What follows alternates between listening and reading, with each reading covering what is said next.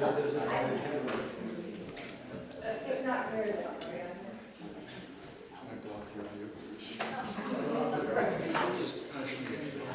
I think everyone expects that of you.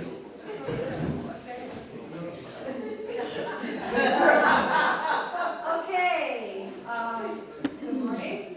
It's nice to see all of you on such a lovely day. I thought you might play hooky.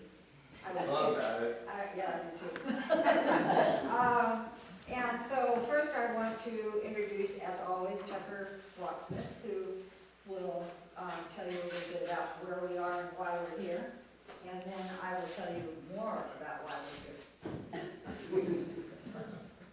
No, I'm not here to tell them why I'm here, or you're here, or they're here, but I want to welcome everybody here. I'm president of the Oysterville Restoration, used to be president of that.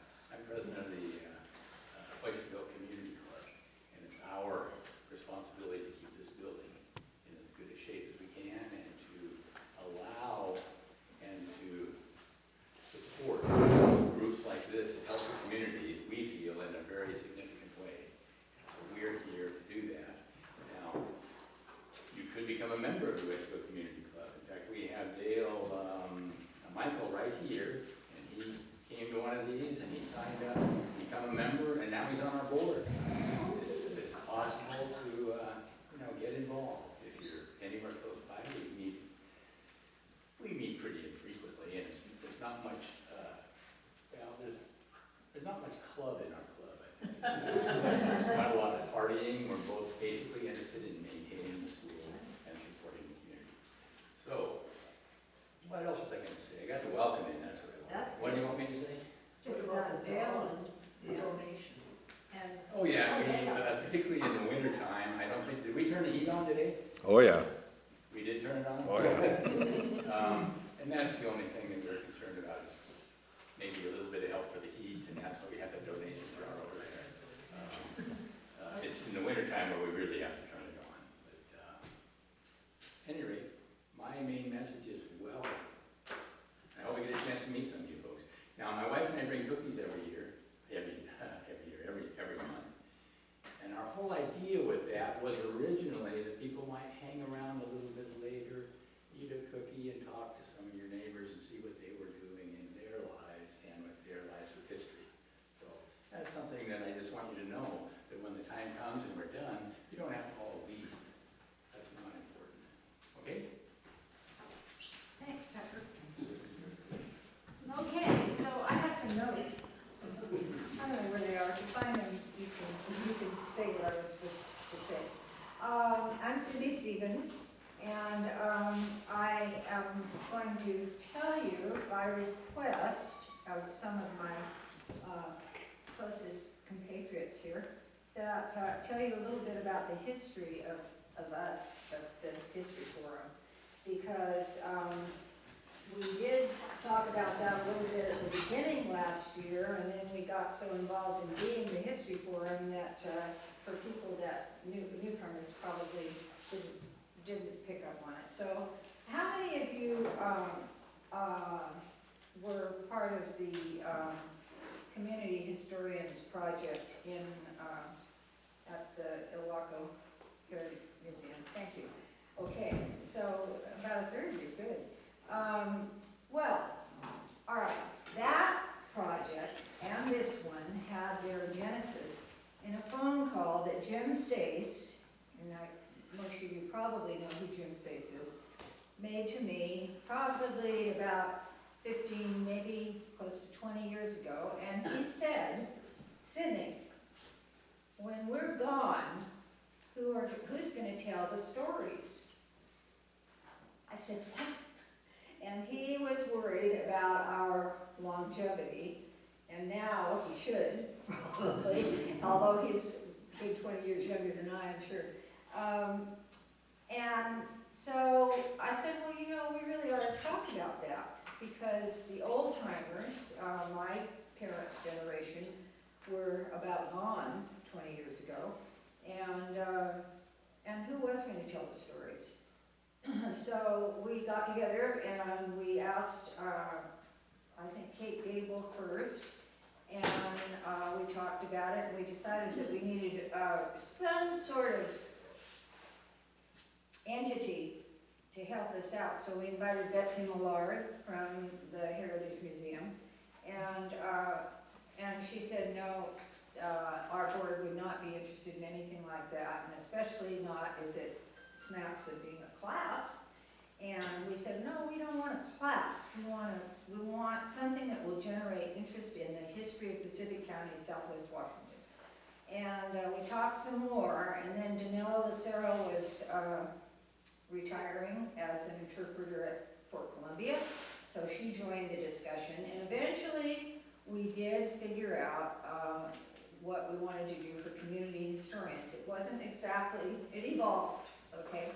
And what amused me the most at the beginning was that since we were adamant that it wasn't going to be a class, at the very first meeting of the community historians, there were binders passed out.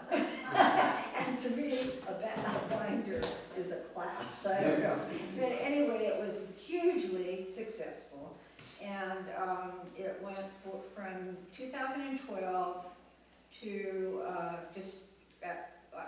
just before COVID, just during COVID, I guess. And it's the only program, as far as I know, that has won a national award for the community, for the Heritage Museum.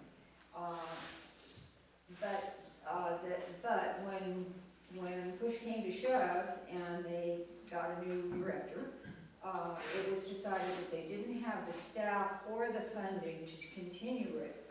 And so, though some of us went and said, you know, what can we do to help, blah, blah, blah, we couldn't figure it out. And so there were a group of us that decided that we should still be telling the stories if we could. And how could we do it? And so a group of us met, and most of the group is here now and have been continuing to be participating here. Michael Meshko, who lives in Bothell and comes all the way from Bothell each time, and volunteered to do what he could as far as videoing what we're doing. And Dale and David Olson, who are from Wahkiakum County, but have been community historians and are very interested in this area. Jim Sayce was there, and he, of course, unlike the rest of us, most of us anyway, is working. And so he's not here today. And who else? Oh, and Kathleen Davies, and who has come to some of our meetings, but she has some mobility issues, so it's difficult for her. But she is working on that huge, wonderful heritage fruit tree project. And so she continues to stay in touch with us.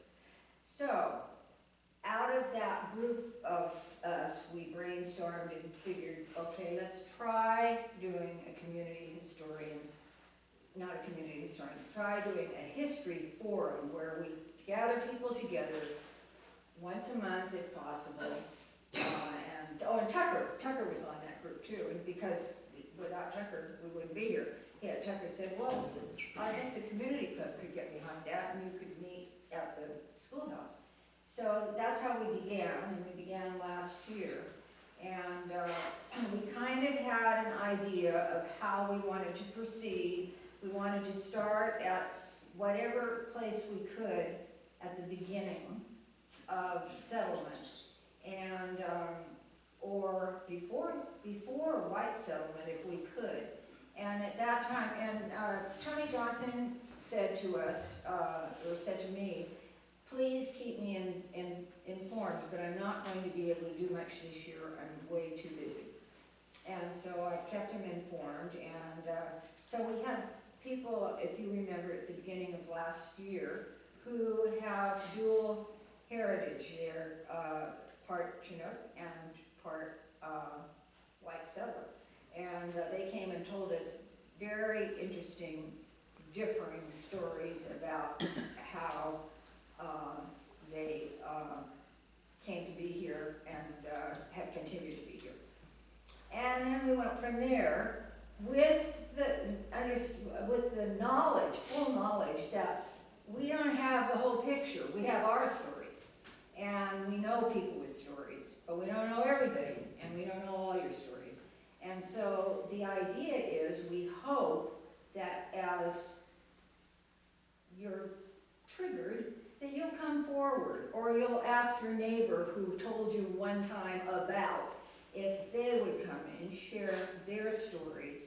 And that's how we're going to develop our knowledge of Pacific County history. And we think so far we've been successful, and that, you know, that we've learned a lot, and come to appreciate our neighbors even more than we appreciated them before. So that's kind of the background of where we are. And I'm going to try and make more effort, and I hope you will too, this year, to reach out to people, to find people who have roots here, who have done research about this area and have some expertise. We can't pay, the museum did pay to have speakers come. We're not, we don't have that ability.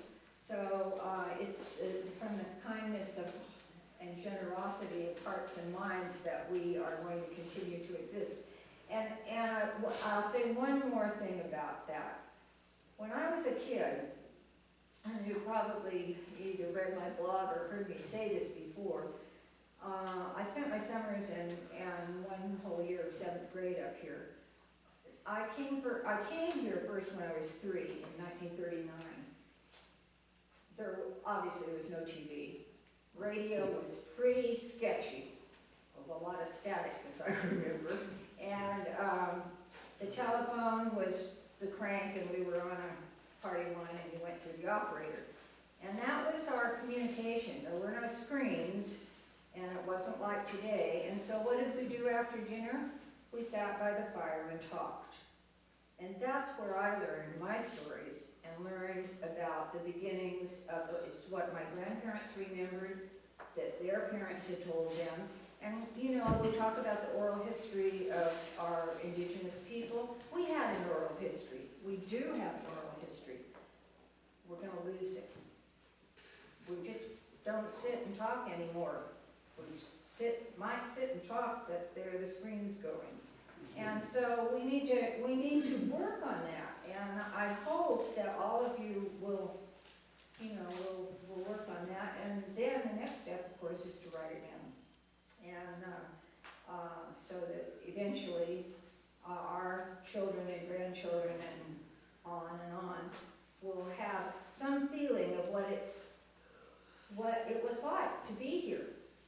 It's more than what we learned in school, the names and dates of battles. That's not our history. Our history is, you know, what it felt like when there was no electricity. How did you get your water? How did you saw those logs? How did you fell those big trees? That's our history. So I plead with you to, I have a sheet over there on the table, and if you have ideas of things you want to know about, if you know of anybody that you think I should contact, if I should contact you, write me a note, please, and let me know. Okay, so I've taken more than my time, and so we have... Sydney, Yeah. When you first started this historical forum, we had an audio and visual record being kept, and I was hoping that would continue. Is that... Well, Michael he has his little camera over here. So we're keeping an audio record anyway, huh? Audio and video, yeah, it's It's online.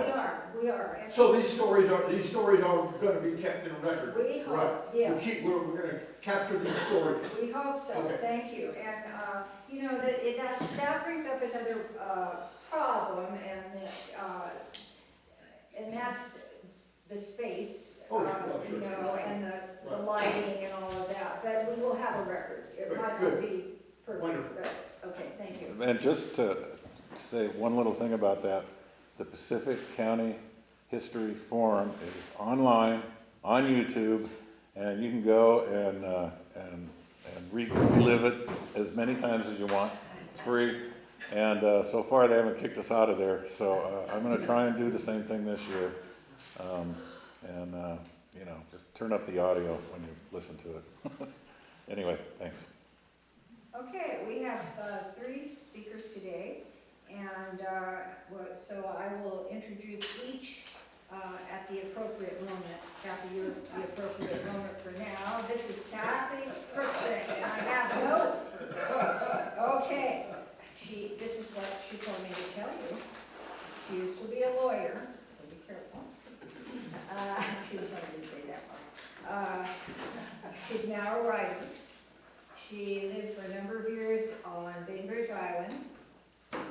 She used to vacation here, and she's lived here for 7 years. Did I do that? Yes. And you can tell what you're going to talk about. Well, I have the advantage of talking about something that is so far in the past, you won't feel probably any connection to it. Because I'm talking about the first white contacts with our area, and it started, funnily enough, in 1493, when the Pope gave the Pacific Northwest away to Spain and all of North America and almost all of South America.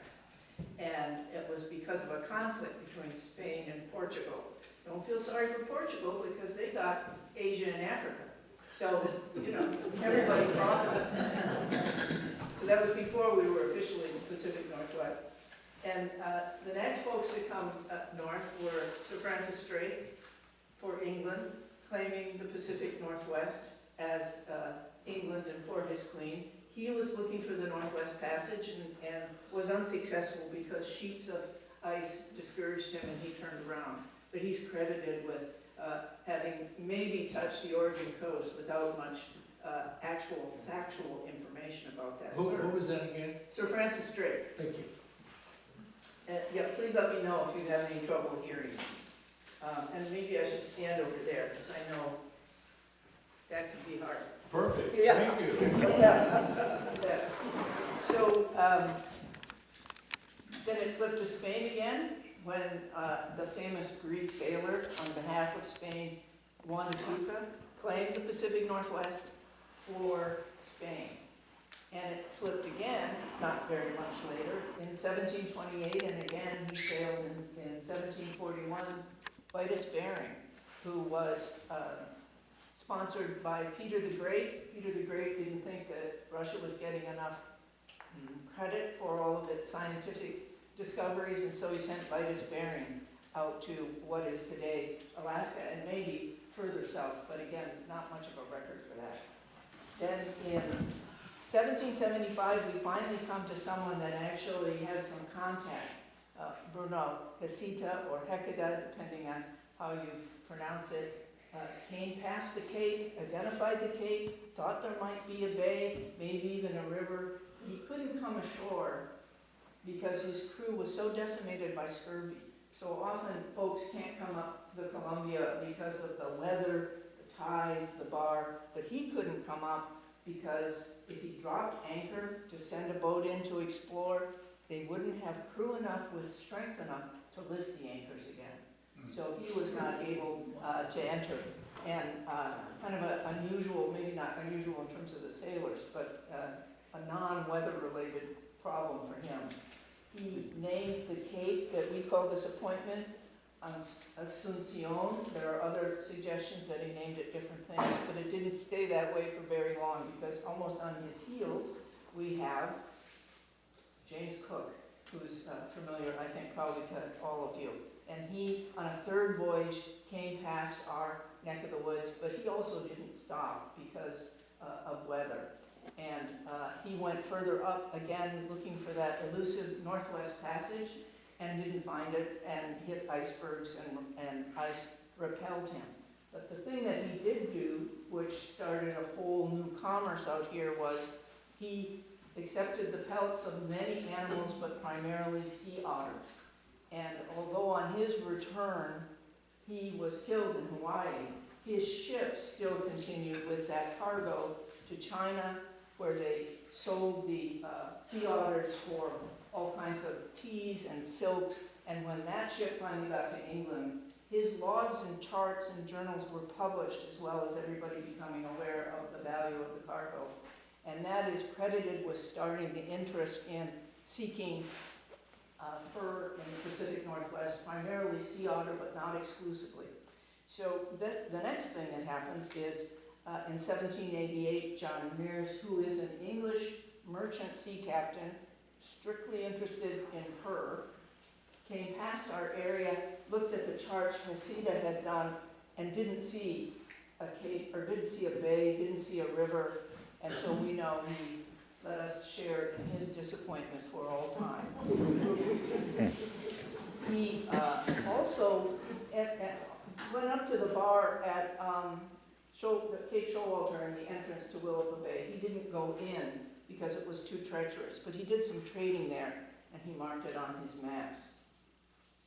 I'm skipping a lot of the folks that had some interest in exploring, some interest in adventuring up our coast in the interests of having the easiest part of this and the shortest.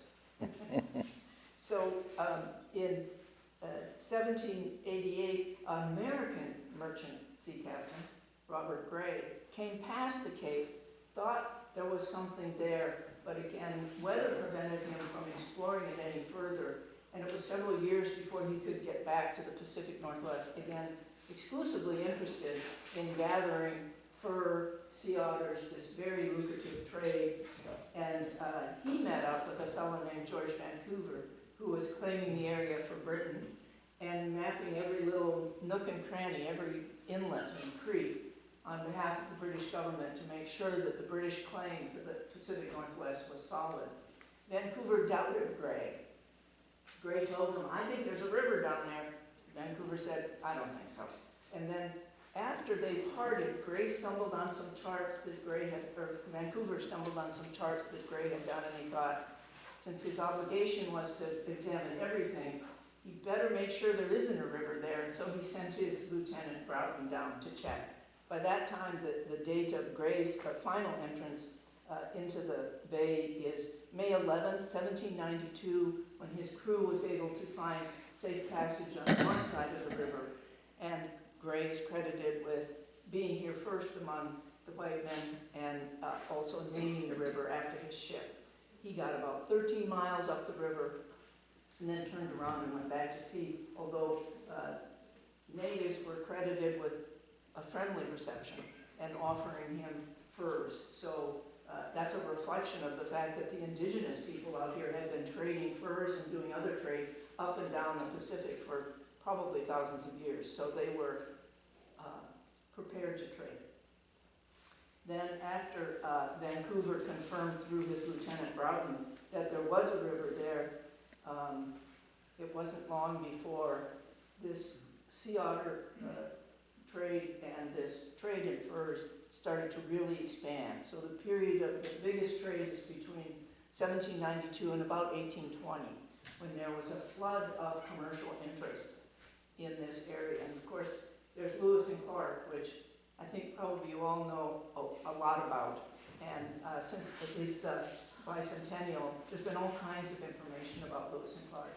So I wanted to share with you something that may be a little less familiar, which is part of the secret letter Thomas Jefferson wrote to Congress to fund the expedition.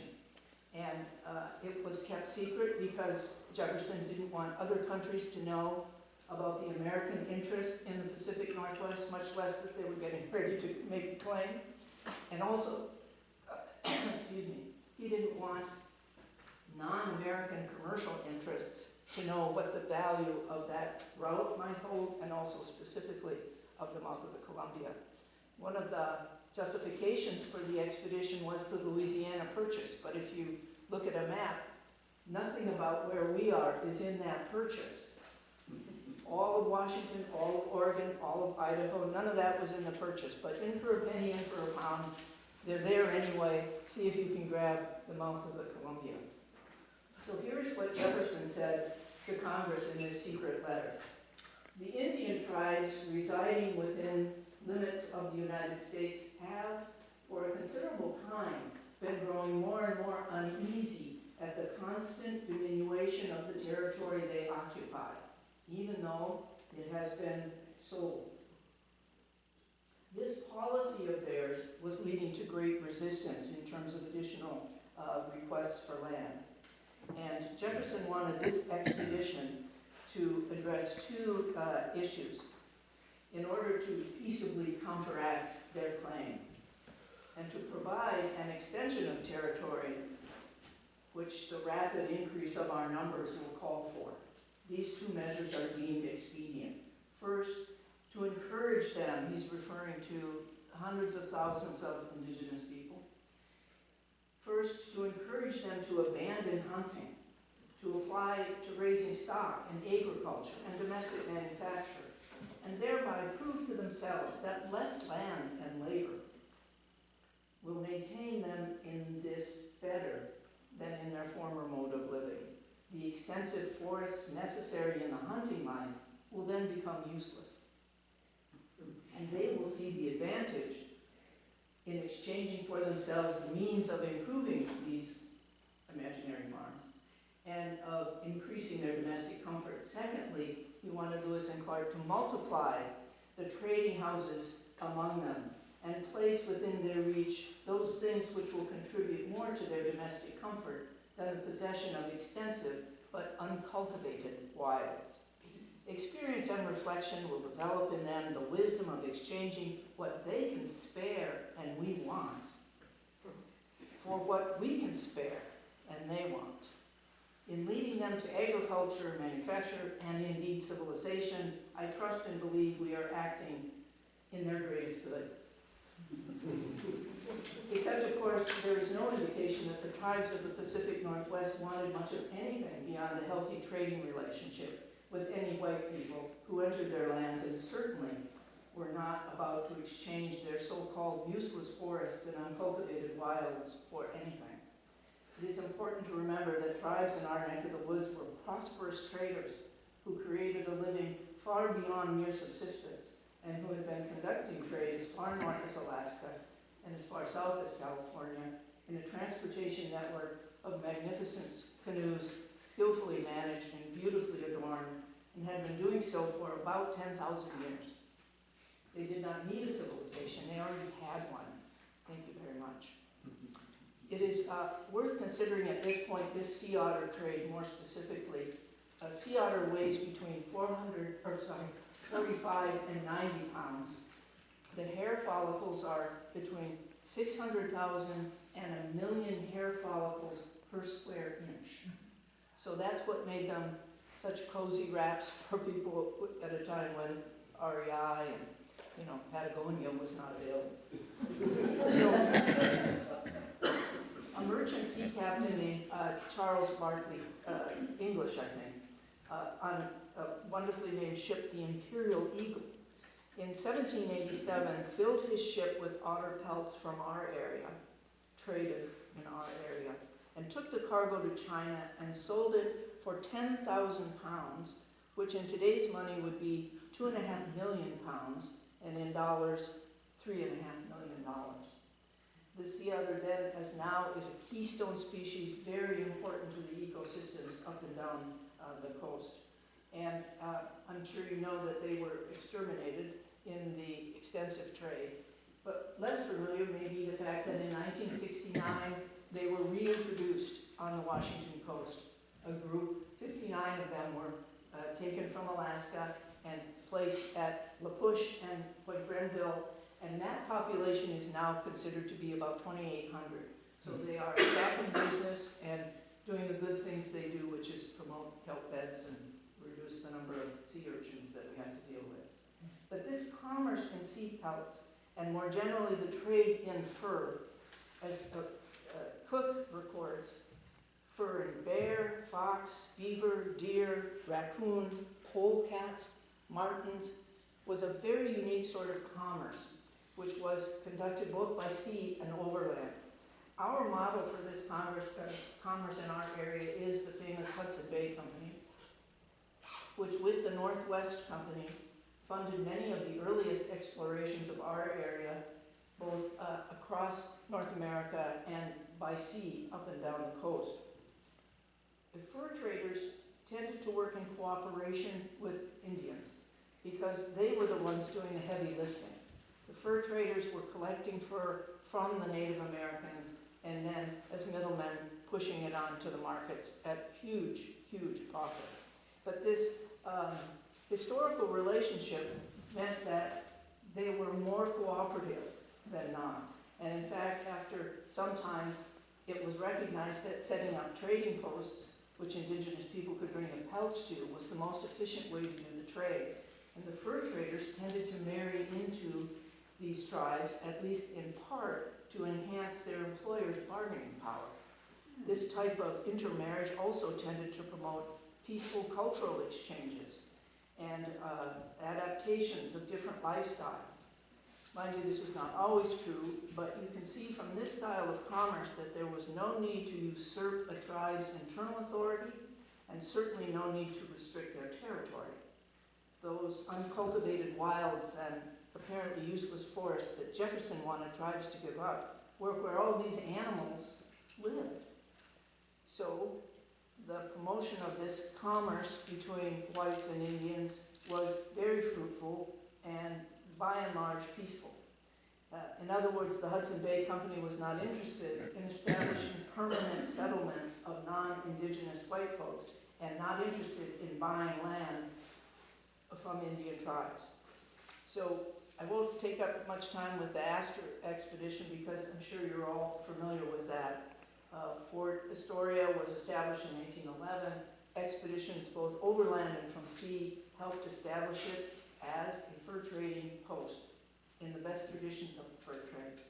First set up by Americans, then transferred to the British Northwest Company, and then when the Hudson Bay Company observed the Northwest Fur Company, it came under British control. And although the post remained, the Hudson Bay Company moved its central locations into Fort Vancouver as a more central base for it.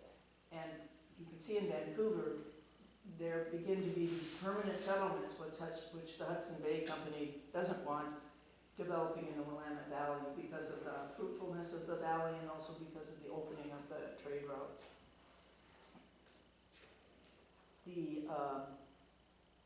Eventually, the Hudson Bay Company moves north to Vancouver, and it doesn't really relinquish claims, but its claims to the territory are, generally speaking, usurped by the Americans.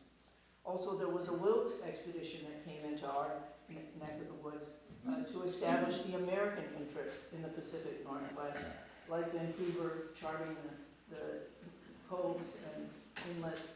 And he's famously known by us because in sending his ship, or boat maybe, the Peacock, into the river, it was shipwrecked and the entire crew was killed. Wilkes was not a very nice guy. He tended to send people where there was much danger and really didn't value their life so much. And in fact, when he got back to the United States after this expedition that was around the world, he was immediately court-martialed for his behavior. Wilkes was more impressed, for example, in the Puget Sound area than in our neck of the woods. But nonetheless, by the 1840s, white people were starting to establish homes on the north side of the river at Baker Bay. And some of these names will be familiar to you and may be addressed by these folks. John Pinkernell, an American, had perhaps the most illustrious career in Pacific County, involved in law enforcement, in judging. He made a claim at the mouth of the Willicott and survived capsizing and difficulties. Bill McCarty, an Irish-born fellow who took American citizenship, was among the first 7 of the earliest settlers in the Oregon Territory. He did some logging and salted some salmon and was involved in the earliest government around the Chinook and River and Willapa Bay, as well as around Cape Disappointment. Captain James Johnson established his home in present-day Ilwaco and is famous for, among other things, illegally distributing whiskey to the Indians. He was also alleged to have significant amounts of cash and gold, and people feel they have never been fully recovered. He is known to have loaned Bill McCarty a lot of money. And then Bill Edwards, an American who was a natural promoter of all things hospitality, and he was famous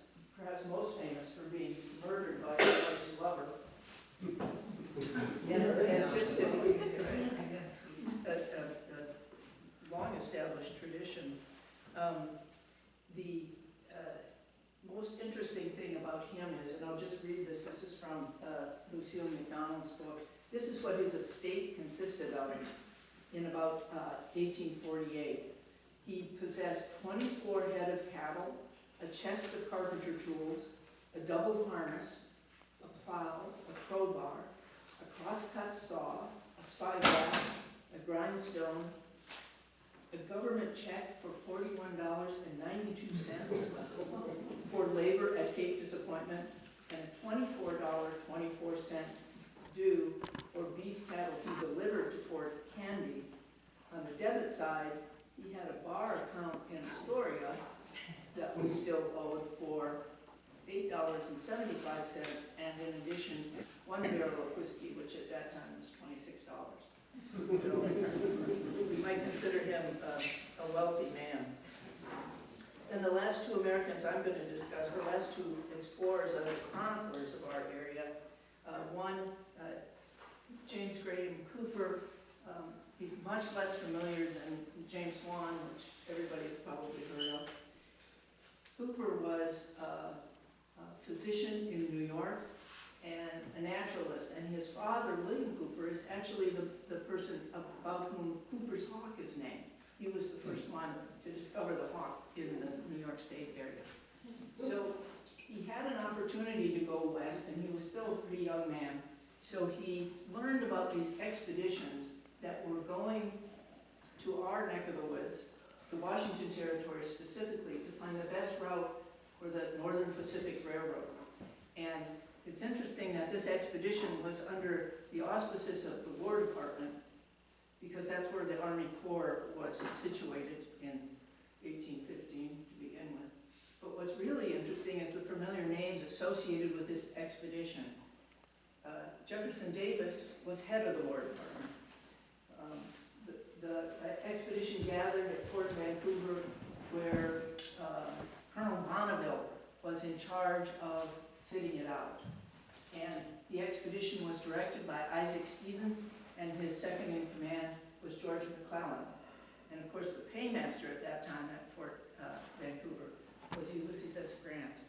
So a lot of familiar names were behind these expeditions, but the expeditions were largely unsuccessful. It looks like McClellan might have been afraid of snow, and of course, they were looking for a pass through the Cascades, and he was very much intimidated by the snow he found. So the expeditions were basically abandoned in 1853, and Cooper thought he was going back to New England, where he lived, and instead, Spencer Baird, kind of a famous guy at the Smithsonian at the time, asked him if he wouldn't continue his naturalist work in Showalter Bay and Cape Disappointment, because so little is known about these areas. And so I'm just going to read some passages from these journals. Interestingly enough, you can see his 140-page journal in the cursive he put it in at the Smithsonian website. So it's got a lot easier to do history now, because you can find things from the National Archives online, you can find things from the Smithsonian. That Jefferson letter is available from the National Archives, both in the cursive print that he did and translated. Sometimes it's kind of hard to read their cursive. So this is what Cooper said when he got to the mouth of the river, and this would have been around 1854. I have never seen anywhere a river mouth comparable in scenery to that of the Columbia. From the top of Cape Disappointment, 200 feet high, it is unlimited to seaward, except by the horizon. And sharks and seals and seabirds may be watched as they play among the breakers at its foot. The immense sturgeon of the Columbia were then beginning to enter the river, and I saw several from 4 to 6 feet long being taken in by the Indians. A few steps back, and I saw the calm, glass-like waters of Baker's Bay, seen gently washing on a smooth and sandy beach. And then he gets to Showalter Bay and says, my first impression of Showalter Bay were not agreeable. Leaving the south end at a high tide about 2 p.m., a cold headwind made our progress in a whaleboat slow, and about sunset, we camped on Long Island, only about 8 miles down the bay, because the crew did not know the channels well enough to find their way further in the dark and with a falling tide. But immense flocks of godwits, ducks, geese, snipe, and other birds, which I saw, inspired me with renewed interest. And after a hearty supper of pork cooked on pointed sticks before our campfire and bread baked in its ashes, we rolled up in our blankets and slept, lulled by the ceaseless roar of the surf on the weather beach and the screams of birds which continued to feed after dark. At 2 a.m., it being high tide, we again started and sailed by moonlight as far down as the Naupalix River, making slow progress for want of wind. With daylight came a cold, drizzling fog, and I was glad to reach the house of Captain Russell, where I intended to remain a while to find a breakfast just ready. I just say Charles Russell is the fellow that first started, the white fellow who first started harvesting oysters in, now we say, Willapa Bay and sending them to California. So he had already established a home here. He did an enormous amount of collecting, this is Dr. Cooper, and sending things back to the Smithsonian. He would kill animals and send them back, and lots of plants, and he didn't make too many observations of the Native Americans around him. But he did say, and this is the last bit I'll read from him, "I was now fully satisfied that nothing worth staying here longer for was to be caught, and wishing to return to the Atlantic in time to prepare my report, I was glad to accept Captain Alden's offer of passage to San Francisco. I had, besides, spent a good deal of my money in my various explorations, and seeing no prospect of any situation offering by which I would have an opportunity of visiting and collecting on the east side of the mountains, as I would have liked, I felt unwilling to devote more time and money to a field now producing scanty returns." And then on October 4th, this ship, the Active, is headed out to sea, and he writes, "I took a last look at the bay, which had been, to me, the scene of many an adventure and pleasant time for more than a year. The day was clear and delightful, and though I had begun to be tired of the monotony of life there, I must say that I felt somewhat sad at leaving the place where I had spent so many days with pleasure in my favorite pursuits, interested by its growing prosperity, and by that feeling of independent enterprise inspired by a frontier life. The generous hospitality of the citizens wherever I had been, and the friendly assistance always met with among our hardy pioneers, had caused me to look upon the bay almost as home." And then the other great chronicler of our area is James Swan. He, I think Sid and I say this, I don't know if it's generally said, but I think he ran away from home when he was 31 years old, and it was a little late in life to be doing that because he had a wife and children, but nonetheless, he ran away from home to San Francisco, and he worked there in the shipyard, or in the shipbuilding, because that's where his skill set was, and he met this fellow, Charles Russell, and Charles Russell said, "Come on up to Showalter Bay, you can make money, you can establish a land claim, and you can stay with me as long as you like." So the Northwest Coast was his journal for 3 years that he lived, mostly in Showalter, but also a little bit up in Puget Sound and a little bit further south. And it was first published in 1857 and then not published again until the 60s. What this historian, Norman Clark, says about Swan, James Gilchrist Swan was a moral refugee disguised as a businessman. And it's true that all his life, Swan was looking for some way to make money. But he was well educated and had countless jobs in his course of being out here, from notary to postmaster. He did translations. But the best thing you could say about Swan, and it's really a wonderful thing, he was unbelievably curious about everything all the time. And that made him very open to what he was seeing in terms of the indigenous people, Chinook, Chehalis, Willapa, Showalter, and he did many sketches. He did lots of work creating what was the first white created Chinook jargon vocabulary, and he was, in spite of his Victorian background, more willing to see other people as simply not him, not as bad or less than or uncivilized or any of those titles that were given often by the people who came across the tribes. He wrote, "The waters of the bay and all the streams that enter into it are well stocked with fish. Salmon of every variety abound and are taken in great numbers by the Indians for their own food or for trading with the whites. Sturgeon of very superior quality is plentiful and form a principal item in the stock of provisions the Indians lay by for their winter use." He describes the shores of the bay, with the exception of the west end peninsula side, as mostly composed of high banks of sandy, dry clay, I think you gardeners might acknowledge that, intermingled with a strata of shells and the remains of ancient forest trees that for ages have been buried. The faces of these cliffs are generally perpendicular, particularly when washed by the waves at an ascending tide. He talks about all aspects of life at Showalter Bay and happily recorded them for us. He says at another point, he's not always so clear about the actual date of what he's doing, so he's here between 1852, 1853, 1854. He describes the rains are very violent.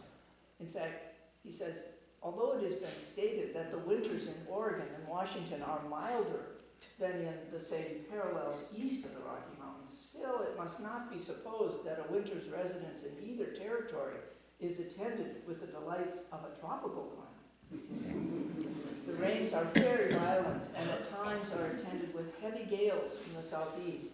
From the high latitude of Showalter Bay, the days are very short and but little outdoor work can be done, and the settler finds it a difficult task to pass off the long, stormy nights, unless with the aid of books or some useful indoor employment.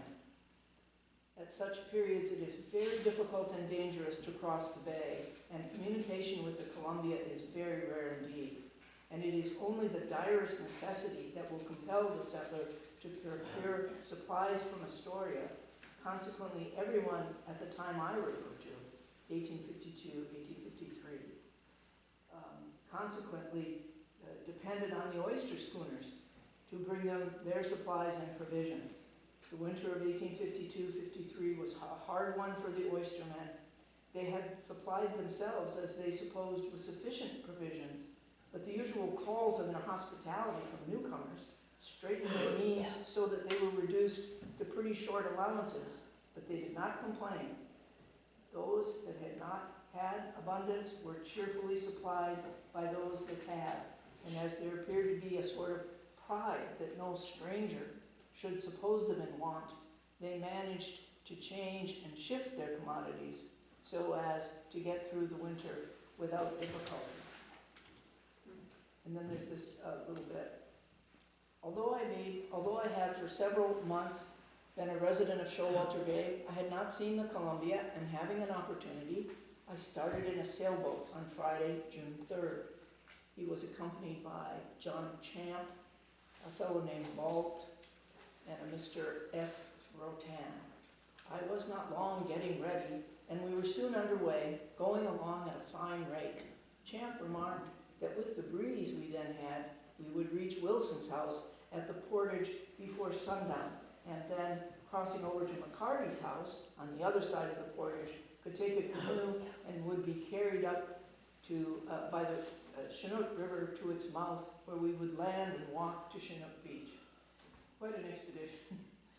As we could not expect to perform this feat that night, we proposed stopping at McCarty's and start early the next morning. And this portage, as near as I can tell, is at Tarlet Slough. So that's where they were headed.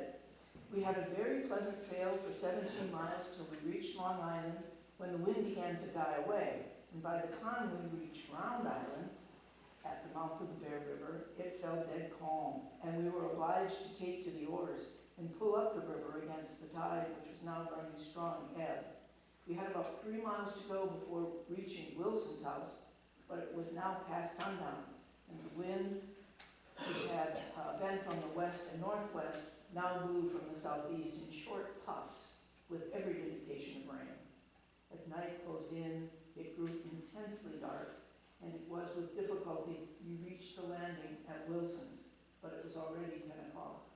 Before we were all ashore, it began to rain, and to crown all, we found the house closed, the family having gone to Chinook to attend the fishery for salmon, which had just commenced. And he's speaking primarily about Chinook Point and what we would identify now as Station Camp. Rotan, who had been on the portage before and had stopped at the house, knew how to open the door, and we all went in, but there was neither wood cut nor axe to cut with, so we were obliged to go out and feel around under the trees for some dry branches. While engaged in this occupation, old Champ slipped on a clay bank and slid otter fashion plump into the stream from whence he emerged, wet, muddy, and angry. However, we managed to get some wood and got a roaring fire going, and while old Champ was drying his clothes, the rest of us, having found some salt salmon and potatoes in an iron pot, made out to boil a mess for supper, which we ate with good appetite, and then lay down to sleep. I was tired and slept very soundly till toward morning, when I was awakened by a stream of water running through a hole in the roof directly into my ear. I found that it was storming violently and the rain pouring down in torrents. Champ declared he had been kept awake all night by a bush-tailed rat who was performing a waltz in an old tin can baked on a table. The old fellow, however, was pretty comfortable as his head was out of wet. Thinking it time to get up, he reached his hand into the fireplace for his pants and was disgusted and enraged to find that a stream of water had been running directly through them and into his boots, which were now full. The fireplace was a bed of mud. A pot of fish and potatoes, left for our supper of the last night, was spoiled, and the boots and hats of the others were drenched. I had slept in my clothes, so the rain had not troubled me, and I came out perfectly dry. Although we were very far from a merry mood, we could not help laughing at the intense indignation of Champ, who squeezed the water from his pantaloons with anything but expressions of pleasure. As it was impossible to build a fire, we started off for a tramp, and they, of course, eventually did reach their destination.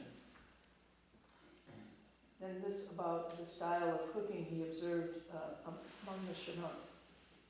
I was so pleased with this style of cooking. The choice part of a salmon with the Indians is the head, which is stuck on a stick and slowly roasted by the fire. The other part is cut with large flat slices with skewers stuck through to keep them spread, then placed in a split stick as a palm leaf fan is placed in its handle, with the ends of this stick or handle projecting far enough beyond the fish to be tied with a wisp of beach grass to secure the whole. This stick is then stuck in the sand firmly and at the right distance from the fire so that the fish can roast without scorching. Clamshells are placed underneath to catch the oil, which will run from these rich, fat salmon almost in a stream. Neither pepper nor salt nor butter were allowed during this culinary operation, nor did I find they were needed. The delicate and the delicious flavor would have been spoiled by the addition of either. I was so pleased with this style of cooking salmon that I have never wished to have it cooked any other way. And then this last bit.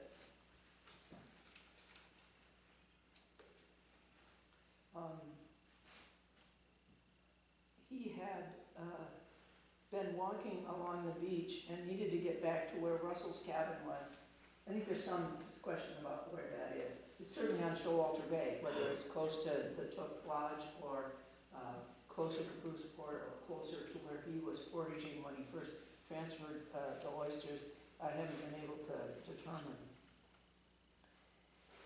I had till afternoon, and it was impossible to get back in the canoe. He's describing the weather on Showalter Bay. I was obliged to return by beach, and the tide being up, I had to keep close in the cliffs.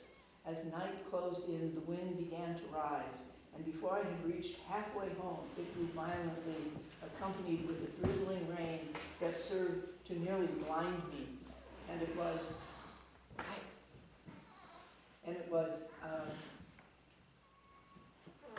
with difficulty that I stumbled along over the trees and avalanches of earth that the storm had hurled down from the cliffs. I had now to pass round a precipitous point which projected into the bay and around which the water was about 2 feet deep, although the tide was rapidly ebbing. The wind dashed the waves against this cliff so that the spray flew higher than my head and wet me through.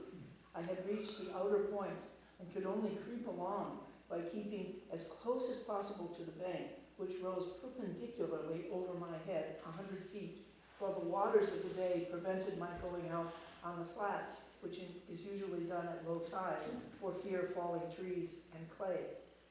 Suddenly, I heard an uproar overhead and felt a trembling of the earth which plainly indicated a landslide.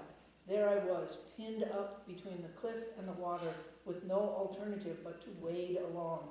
At length came down a portion of the cliff directly behind me, bringing in its descent 3 or 4 enormous spruce trees, with a noise that nearly stunned me, and with a splash that completely covered me with muddy water. I did not know where it was coming next, but had every reason to believe that the whole face of the cliff was falling. I, however, succeeded in getting round the point and past all danger. The captain who had been expecting me, that's Charles Russell, the captain who had been expecting me had heard the noise of the falling mass and apprehended some accident, was about to start out with his dogs and lantern when my appearance satisfied him that I was at least alive. I did not realize the danger from the excitement consequent upon such a situation till I had fairly calmed down and began to reflect on the narrow escape I had made.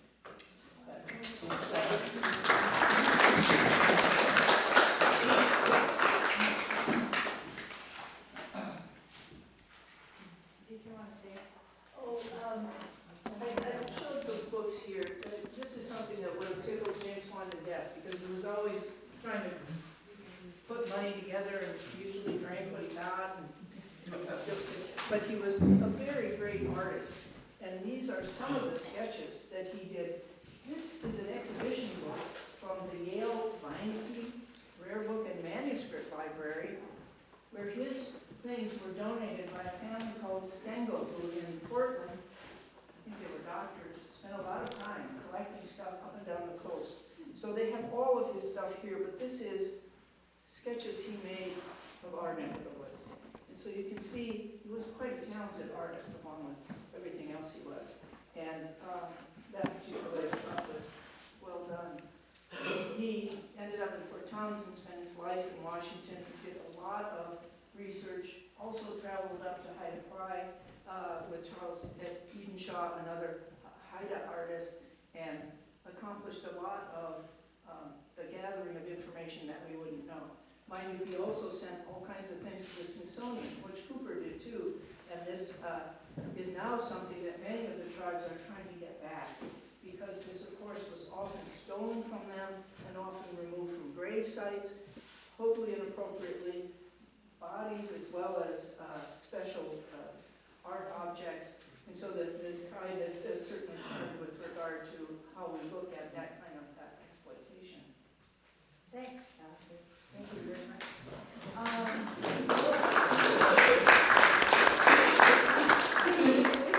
For your interest, you can buy that book at the bookstore at the Pacific County Historical Society Museum in There South you Bend. go. It's a beautiful book. Plus a bunch of other neat Yeah. Okay. regional books. Can we stretch for a minute, stand up You for want a minute? to stretch? Yeah, everybody's getting on their safety. I think we need to stand up and stretch and, move around for just a minute. So the sun is hot.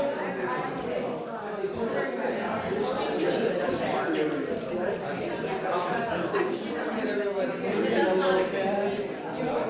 It's too long to sit. That always falls asleep. Oh, I know. People go to sleep, we need to get our circulation back a little bit, right?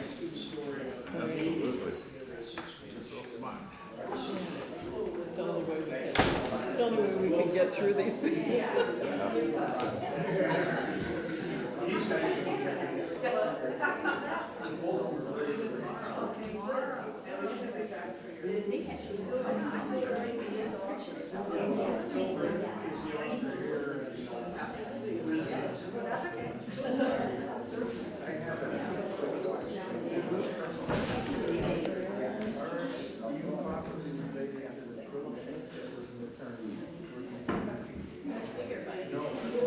Probably had a second C in his name.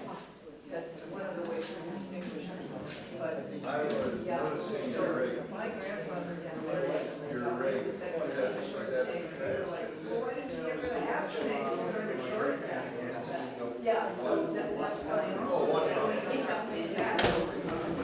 There you go. He spelled C-R-O.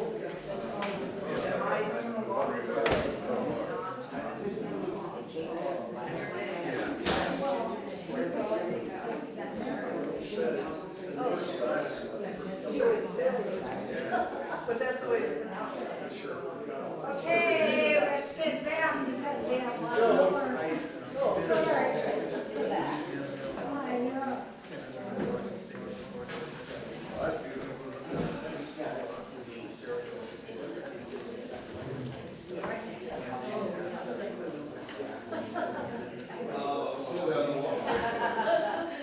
That's what's needed. Okay. I'll wait till our video is ready. Are you ready, sir? Yeah, okay. Next up is Debby Haliburton. And Debby, well, I learned a lot just a few minutes ago. She grew up in Portland, okay, I sort of knew that, but how many of you remember the Ark with Jamila and Nancy? Oh, yes, okay, and you remember the first cookbook? Well, Debby was a chef in Manzanita then, is that right? And she did the test. What do you call it? We just did recipe testing. For Recipe that cookbook. testing Yeah. for that cookbook. Yes. So, yeah. Yeah. Yeah, so that was. It was fun. We got to eat everything. And they called it a job. It was just a fun day. And then after she retired from that job in Manzanita, she went back to school at Portland State. Is that right? Portland State. Yeah. And she studied urban studies and geography, and then moved to the peninsula 25 years Booked ago. on history again. Yeah, and got interested in history, and here she is. And so this is Debby Haliburton. Well, I had kind of an early retirement, which was wonderful, and it gave me an opportunity to start getting into some genealogy, which I had never bothered with before.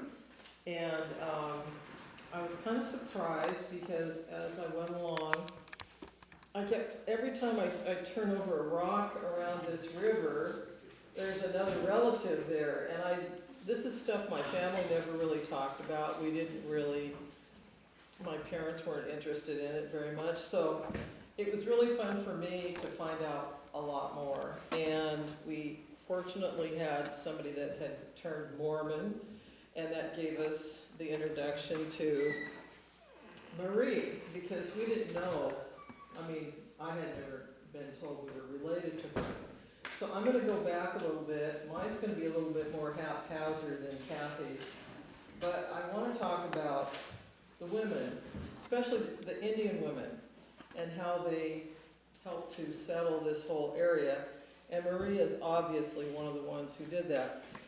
People know about her because of Jane Kirkpatrick, who managed to get 3 books out of her life story, which is pretty good because there's not a lot of written record. So to be able to flesh out 3 books is pretty good. But Cathy mentioned that Marie arrived here with the Hunt party in 1812 over across the river in Astoria. This was their job, to come out here, set up the fur trade depot in Astoria. And Marie, who was born roughly the same time as Sacagawea, she came with her husband, Pierre Dorian, who was a trapper, and served as the translator for the Hunt party, which consisted of 60 people. It was a huge group that came out here the same way that Sacagawea and Charbonneau had been translators. So people use these Indians to do this. I'm going to say Indians because it's a lot easier than saying Native American every time. It makes it just simpler. But Marie was Iowa tribe from the area around St. Louis. Pierre was half Sioux, Yankton Sioux. So they were a full and half married. Okay. So they come out with the Hunt party, get out here to Astoria, and her journey was very similar to the one of Sacagawea, but she had 2 children with her, not just one, but she had 2. She was also pregnant and had her 3rd child by the North Powder River up in eastern Oregon. There are markers about all of this across Idaho, northeast Oregon. You can find many, many places that have put up tributes to her. And it's mostly because of what happened to her after she got to Astoria. And they stayed here for a year before Hunt sent them back out into the woods to trap. And they were sent to Boise area, Snake River. So the Reed party was the party that her husband was part of, and she and the children went along. Unfortunately, the baby that she had on the way out here did die. It only lived 7 days. But that was rough going back then. So they went back up to trap and hunt in Idaho along the Snake River, and the 2 parties had split into separate camps to do the trapping. Well, she got word from some local Indians that she had met that the other violent Indians had ambushed the trappers, and they had killed them in the other camp. So she went out to try to warn her husband and the people he was with. It's too late. They'd been attacked too, and they were all dead, except one man. She went, got horses. She got 2 horses, put the guy on a horse, but he was so weak and losing so much blood that he didn't survive. So she was afraid to go back to the camps because she's got her 2 boys with her, and she doesn't know if the Indians are going to come and kill her and the kids too. So she takes the 2 horses, waits till nightfall, goes back to the campsites and tries to see if anybody's there. It looks pretty quiet, so she can go and try and take some supplies with her and get out of there. She's got to run. She doesn't know what to do with, she doesn't want to stay here when they're so, it's so dangerous. she takes the kids, they set off across to the other side of the Blue Mountains. She goes into the mountains with the kids. This is in January. Blue Mountains in January is not a nice, hospitable place to be. She's got to end up going in, she's building a shelter of branches and, you know, whatever else, and snow, basically an igloo, so that they can live in there. She kills the 2 horses and smokes the meat, so they've got some food, and uses the skins so they've got something to stay warm. They're hiding up there.